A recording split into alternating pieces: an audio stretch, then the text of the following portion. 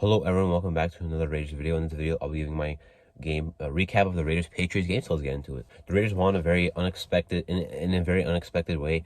We had the lead at halftime. I did not think we would hold the lead. So I was not very excited when we were up 17-3. And then when they came back, in the game preview, I said that if we had a lead against Bill Belichick, I would not trust us to hold it. And that's what I was thinking during the game. And they came back. The Kyle Duggar interception was just an amazing play by him. We tried that same play in Week 13 against the Chargers, so I guess he saw that on the film study.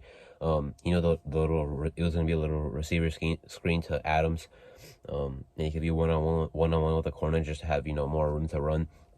But he read it and made the pick. That's pretty much where the game turned around. That is where our offense started stalling out basically until our final offensive drive where we of course were clutch.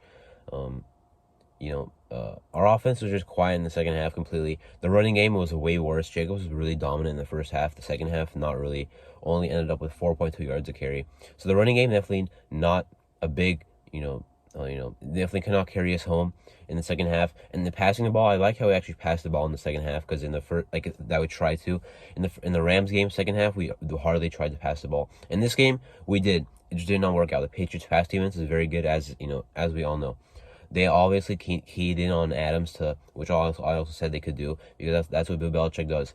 2 years ago when Darren Waller dominated against the Saints in Week 2, the following week we played the Patriots. Bill Belichick made it his game plan to stop Darren Waller, who had about 3 catches, 2 catches, maybe 20 yards, and he forced us to go elsewhere, which we didn't really do, and we got lost by a lot of points in that game. Had 20 points, including a garbage time touchdown. So this game he wanted to key in on Adams, and of course their front four, as he always says, do your job. The front four did their job, or I guess front five, front six, whatever. The linebackers and the line did their job against Jacobs, so their defense was able to keep them into the game. Now our defense is also balling, despite being tired, of course, from the offense stalling out. They were able to actually play bend but don't break defense. We haven't seen that all year. They made a stop inside the 5-yard line. The Patriots had the ball. That was huge.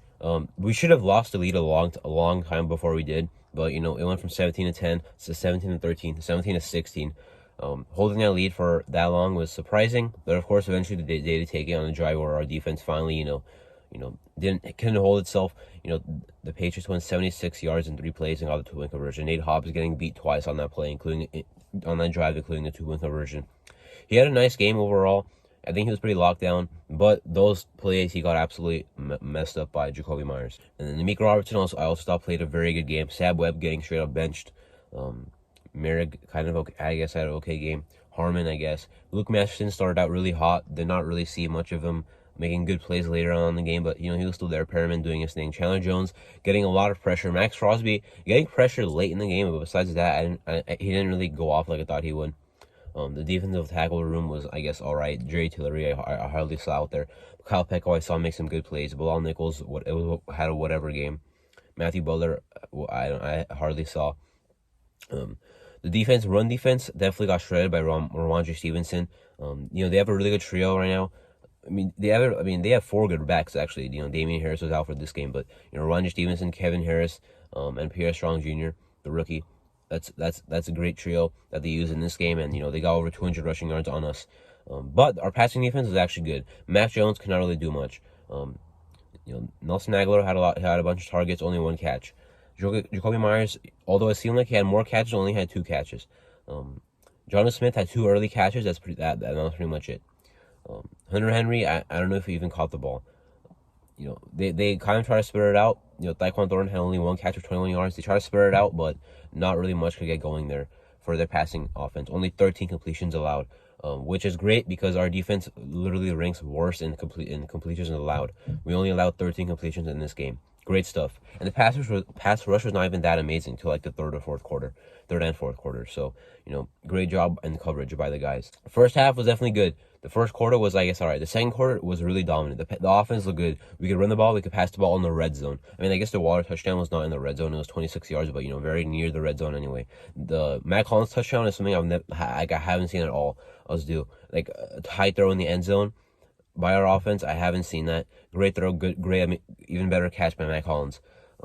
doing his thing. Had 4 catches, 40 yards, and touchdown. He was kind of a guy, not really, having a lot like a big game, only 4 catches, but we went to him and he made a lot of good plays for us.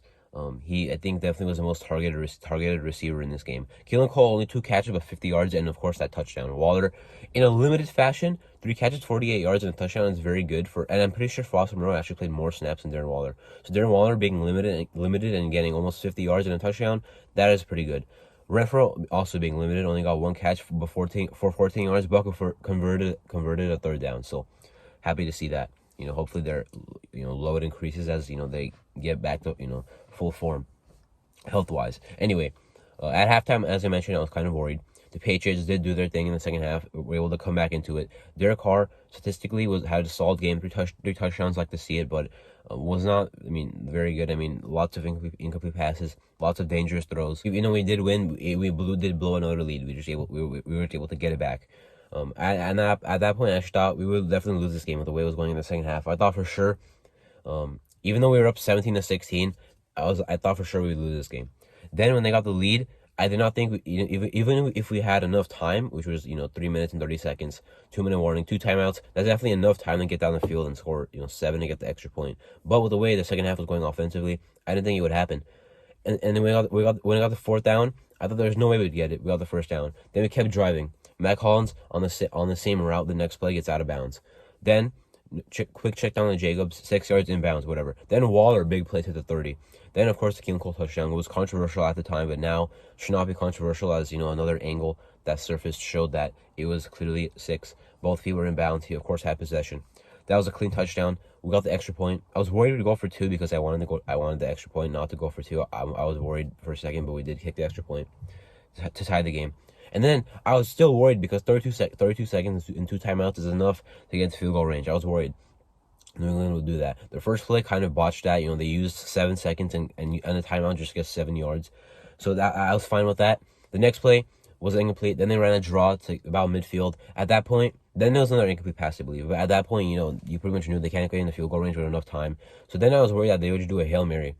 Then they run the draw, and then that play was getting way too many yards than I was hoping. He broke 2 tackles, one by Chandler Jones and one by Tyler Hall. He was getting a little too close. I was worried we didn't have a guy back there for a second, and he was about to break loose. But then we did have Matt Collins back there if we needed him to be making a tackle. He was back there, but then he pitched back to Jacoby Myers. I'm like, all right, that's fine. They're gonna do their whole lateral stuff, but barring a miracle, we should be able to stop this. But it's still a threat. Then Myers pitches it back to Chandler Jones. I'm like, okay, this is great, but it's going to be all for nothing. He stiff arms, trucks Mac Jones out of the way, and then I'm like, this game is over because there's no one in sight. There's Hunter Henry in sight, but there's also 4 Raiders blockers in sight. Chandler Jones is gone unless he slips or something, and he absolutely was gone for a touchdown, rumbling into the end zone.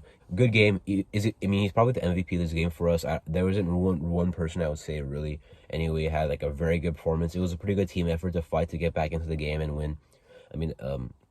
If Jacobs, cracked 100 yards, I guess you could say Jacobs, but I wouldn't say that. Adams, of course, only 4 catches, 20 yards. But it's fine because we were able to go other places. Keelan Cole, 50 yards. Waller, 48. Hollins, 40. We were able to go other places, which was good. But anyway, crazy game, crazy win. The playoff chances are alive, of course. They would have been alive if we lost anyway.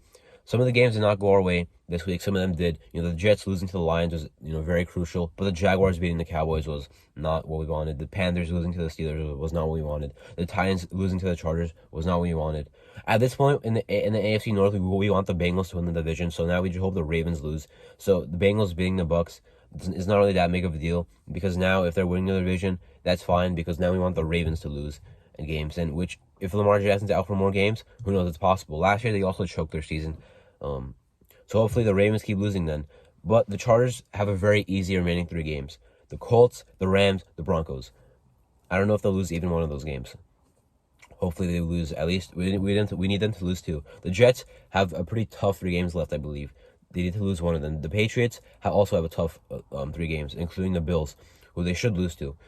But us, most importantly, we could beat the Steelers. It's winnable. I'm not exactly terrified because I know we could beat the Steelers, but I'm also worried because it kind of feels like a Rams game. Except the Rams game was a game we should win. This game is a game that's kind of 50-50. If they beat us, it's not really an upset. If we beat them, it's not really an upset. I'm not sure who the favorite is right now. But like, I'm not sure who people think is going to win. But same records for both teams anyway. Yes, we could beat the Steelers, but it's also, we're literally facing a team that has the same scenario as us.